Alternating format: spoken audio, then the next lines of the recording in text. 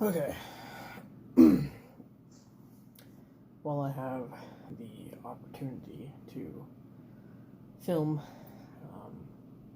not film, film, record a video.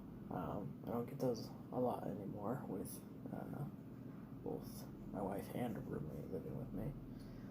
I want to talk about a subject that's been on my mind a lot. That's gonna sound weird. Not inaccurate though. Violence.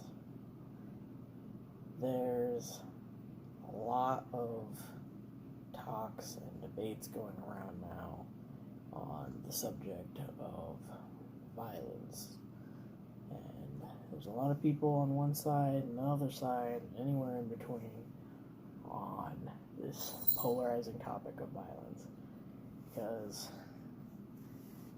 there's a lot of people out there that seem to think that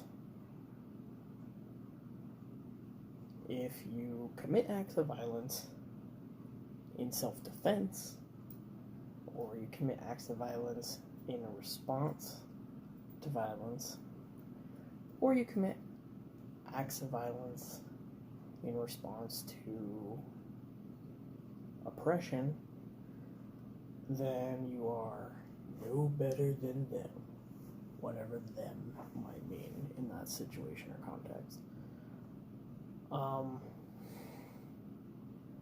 It's a load of bullshit. It's just liberal posturing. Because right now, there's three groups of people, at least in America. Anytime I talk about politics, I'm usually specifically talking about America. It's three groups of people. There's Democrats, Republicans, and everyone else. I'm going to call them us, because that's ultimately what it is. The Democrats think the Republicans are going too hard on taking advantage of the people. Democrats prefer a more nuanced approach. They want to be more gentle overlords. But make no mistake, Democrats still want to control you. They still want your tax dollars. They still want you to be at the bottom. They still want their boot on your neck. They just don't want to step as hard. And that's the only real difference. Republicans are getting a lot more brave because they are realizing that for the first time in America, perhaps, they are at a position of power where they need not fear the American people. The American people are what they consider to be too weak or not in a position where they're strong enough to fight back. And that very may well be true. We might have reached a point where, the military is advanced enough and powerful enough that the American people simply cannot fight back. It's a long shot, because as advanced as a military might be, we are the economy. The American people, the laboring, working class people, are the economy. There is no money made without our labor. We make the commodities. We are the services. Without us working those dead-end jobs that they like to keep us in, they have no profit. With no profit, there is no power. But that's a completely different tangent I'm getting on. I want to talk about violence because people are very uncomfortable with it.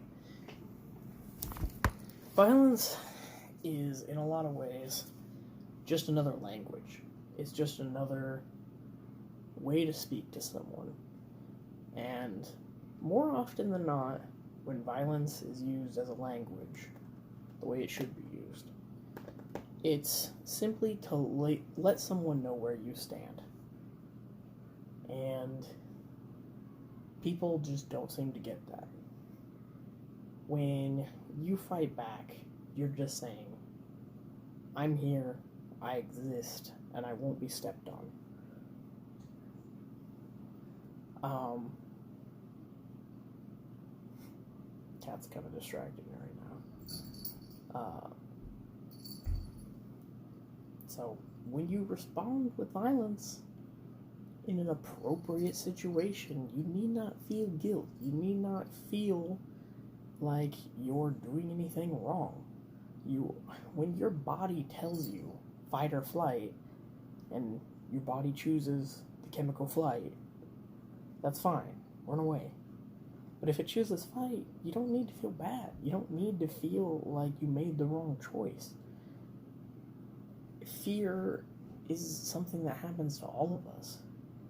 It's a naturally occurring emotion, chemical response. And if that fear manifests itself as violence, that's just life. That's just how things work. But it's okay to fight. It's okay to be violent. And it's even more so on a large scale. I'm not talking like some dude trying to like mug you on the subway or something like that. Like, it's large scale when these politics and governors and the government essentially are bearing down on us and stripping away right by right by right and forcing us into the positions of oppression. You gotta take a stand. That's what a lot of the, Declaration of Independence or whatever is for. We don't want to be in a tyrannical government. We don't want to have a tyrannical government. One could argue that all government is tyrannical, but that's a whole other tangent that I won't get into. But you have a civic duty to fight back when it is appropriate to do so. I'm not advocating for senseless violence, but violence has its place. Violence is an answer. May not always be the best answer, but to write it off as a path that cannot be tread is lunacy. And I think that's part of the problem with our country today, our society today, is that too often violence is not seen as an answer. It is not seen as a path. And it's not seen as a possibility. People say, oh, I'm stuck in my life, or oh, I don't know what to do, but you fight. You fight. You fight with everything you have. You always have that option. You always have that door. No matter how pushed to the ground and dark your life may seem, you always have the option to fight. You may not always win, but you always have the option to try, to attempt to fight. And I think that's a very important thing to remember because it's empowering, or at least it should be. Because odds may be stacked against you, but odds are still odds. People still go to the casino, they still roll the dice. And there's a lot more on the line, sure, but you're one person out of 7 million, or billion, 7 billion. It's sometimes your only choice. And you have to think of not just your future, but the future of everyone else. You have to put yourself in other people's shoes and other people's perspectives. And a lot of the times, people just don't do that. You just don't think about the other person. And it goes both ways, not just with sympathizing with them, but understanding their mindset and maybe why they don't sympathize with you. A lot of the times we look at these CEOs and these, people in power, and we don't understand why they don't feel for us, why they don't do charity for us, why they don't help us with their millions and billions of dollars. And it's because they are self-serving. They only wish to take care of themselves. And it's because they've lived a life that necessitates that. One thing a lot of people don't understand is that in a lot of ways, the more money you have, the more money you spend. And so for these people, they might have billions and trillions of dollars, but they're putting it all right back into the pot almost every minute. And I'm not saying that you should feel bad for them. Absolutely fucking not. They are monsters. They are subhuman. But they react in fear too. And that's why they don't work in tandem with us. That's why they work against us. To keep us down, to keep us in despair. And that's another topic that I want to get on, is you have to understand who's here to help you and who is here to hurt you. And more importantly, who isn't here to help you, but who you can use to help you. I'll use an example. Bernie Sanders. I've talked about him before in some of my videos. Bernie Sanders is not our friend. Bernie Sanders is not an advocate for the help of people. And I'll tell you why. Because Bernie Sanders is a capitalist. And Bernie Sanders advocates for capitalism. No matter what he may say, no matter how socialist his practices may seem, he is ultimately, at the end of the day, still a capitalist. And he still advocates for a capitalist society. He doesn't want to get rid of a capitalist society. He just wants to soften it.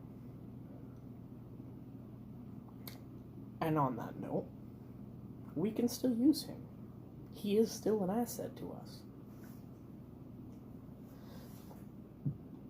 If we are ever going to have hopes of seeing a better future, of righting the wrongs that we have gone down on this path of destruction in this country, society, world, we have to use every tool we can get, every advantage we can find. Bernie Sanders is an advantage. He wants to weaken the country, militarily, and politically, and financially. And that's something we need. We need to weaken this country. Everyone goes on and on about how we need a strong America.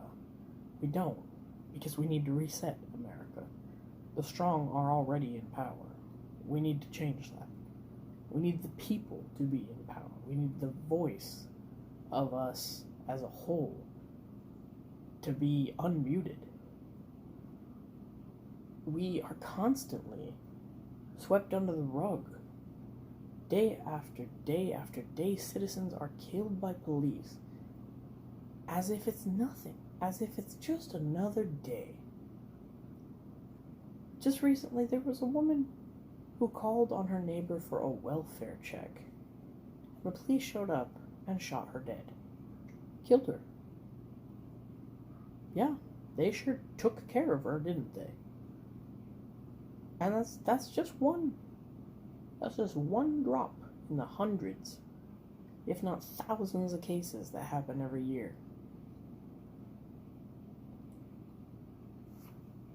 And there's no point in having police other than to protect assets and to keep the people under their thumb.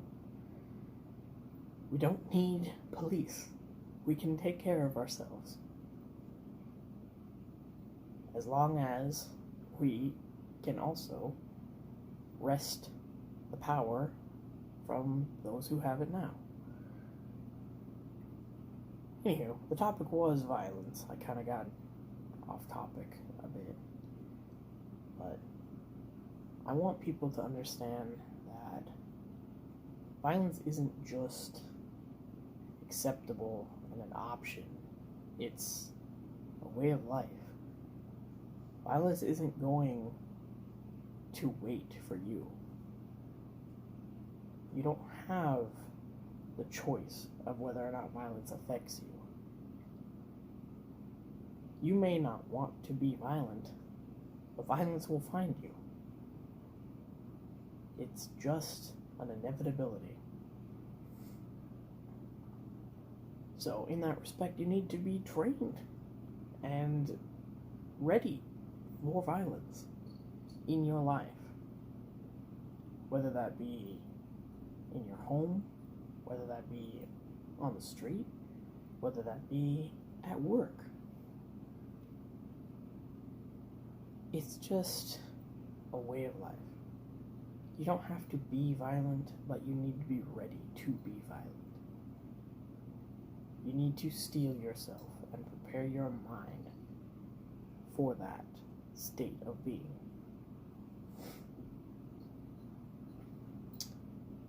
I think that's enough.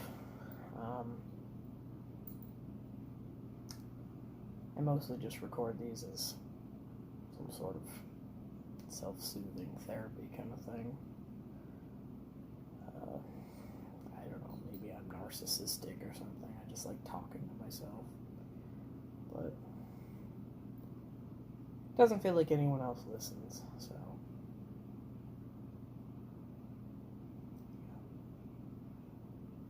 It's gonna be it for me.